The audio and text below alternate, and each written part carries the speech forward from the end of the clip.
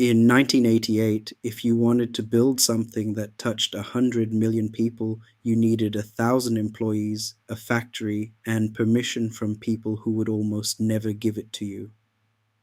In 2012, a company with 13 employees sold for $1 billion. It was called Instagram.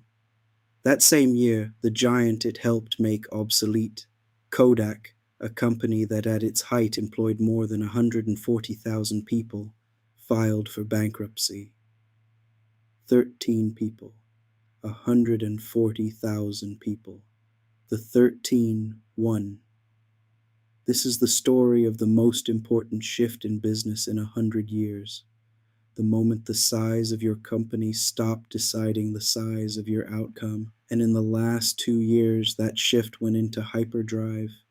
By the end of this video, you'll understand the new rules and the exact playbook a single person can use to build something that used to take an army.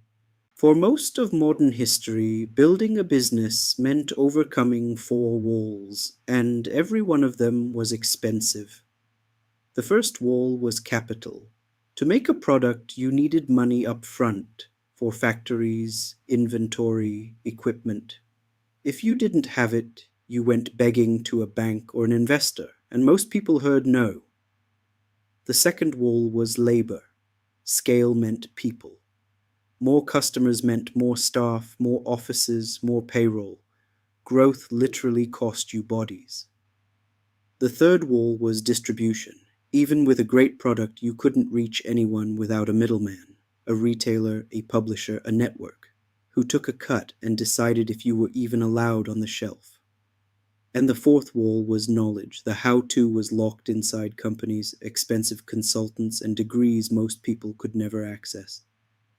4 walls: capital, labor, distribution, knowledge. For a century, they were what separated the person with an idea from the person with an empire. But here's what almost nobody noticed. Starting around the year 2000, those walls didn't just get lower. One by one, they started to collapse. The first wall to fall was distribution, and the internet knocked it flat. Suddenly, anyone could publish to the entire world for free. No gatekeeper, no shelf space, no permission. Then came the cloud. Before it, launching a software company meant buying servers, tens of thousands of dollars before your first customer. Then, companies like Amazon turned computing into something you rented by the hour. The cost of starting a tech company fell from a fortune to the price of a coffee. Next, the knowledge wall cracked. Everything the gatekeepers once hoarded, how to code, how to market, how to design, how to sell, became a free search away. The library of human skill went public.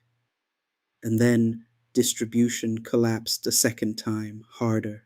Social platforms didn't just let you publish. They handed ordinary people the power to reach millions without spending a single dollar on ads. 3 of the 4 walls were rubble. Building had never been cheaper, and the proof showed up in the most shocking way possible. The rise of companies that were almost absurdly small. We already met Instagram, 13 people, $1 billion. But it wasn't a fluke. It was the start of a pattern. In 2014, a messaging app called WhatsApp was bought for around $19 billion. Its team, roughly 55 people. Do the math, and each person represented hundreds of millions in value, numbers that would have been science fiction a generation earlier. How is that possible? Because software broke the oldest rule in business, the rule that said serving more people costs more. A factory that wants to sell twice as much has to build twice as much. But software can serve 1 user, or 100 million, for almost the same cost. That's called leverage. And for the first time in history, regular people had access to it. So here's the heart of this whole video. Stop trading your time for money and start building things that work without you. A small team with real leverage beats a giant without it every single time. But there was still one wall standing, the biggest one: labor. The actual work of building, creating, and operating. You still needed humans for that. Until, very recently, you didn't. In the last 2 years, the fourth wall, labor, began to fall, and this is the part most people still haven't understood. Artificial intelligence didn't just give us a clever chatbot, it gave a single person the output of an entire team. Writing, design, code, research, support, video, voice, work that used to require hiring 10 or 20 specialists can now be directed by one person who knows how to ask. Think about what that means. The marketing department, the design department, the research department. A motivated individual can now run versions of all of them from a single screen. The company of one isn't a dream anymore. It's a spreadsheet. And we're already seeing the early winners. Small teams, sometimes just a few dozen people, sometimes fewer, are building AI products that reach millions of users, many without taking a cent of outside investment. They're profitable, they're tiny, and they're moving faster than companies 100 times their size. The tanker can't turn, the speedboat doesn't need to. No. That's the entire advantage of being small in the age of AI. While a giant schedules a meeting to discuss the meeting, you've already shipped. So all four walls are down, which raises the real question. If it's never been easier to build, how do you actually do it? Here's the playbook the new solo builders actually follow. 5 moves. 1. Solve a problem you can see. Forget chasing trends. The best small businesses start with a specific, painful problem the founder personally understands. You're not looking for a billion-dollar idea, you're looking for a real one. 2. Build the smallest version that works, not the perfect product. The smallest product that solves the problem for one type of person. Ship it before you feel ready. The market is the only honest judge. 3. Use AI as your team. Don't hire what you can direct. Use AI to write, design, prototype, and research. So your costs stay near zero and your speed stays high. Your only real budget is your attention. 4. Own your distribution.